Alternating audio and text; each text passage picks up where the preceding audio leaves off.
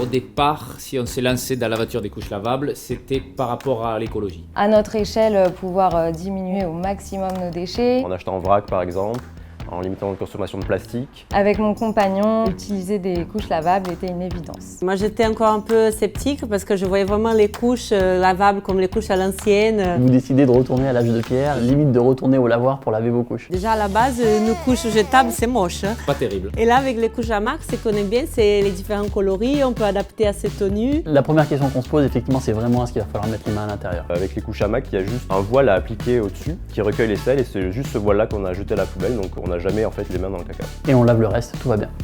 Ça fait un petit hamac.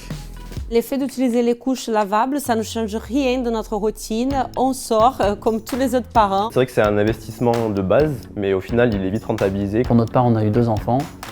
Pour le deuxième enfant, il n'y a pas eu besoin d'en racheter. On avait déjà les couches lavables du premier. Tout de suite, on était dans le bénéfice. On a choisi la marque Hamac. En fait, on a fait une petite recherche, puis on a vu tous les côtés qu'on recherchait, c'est-à-dire le Made in France, le côté coton bio, le côté design aussi, qui était très important, et les scratchs aussi. Ah oui, c'est plus pratique que des boutons ou des c'est pressions. très rapide pour l'échange. Côté santé, les couches hamac, c'est un sans faute. Plus de matières toxiques, pas de perturbateurs endocriniens, les fesses rouges pour le bébé, c'est terminé. C'est bien pour lui aussi. Et du coup, il a toujours les fesses douces.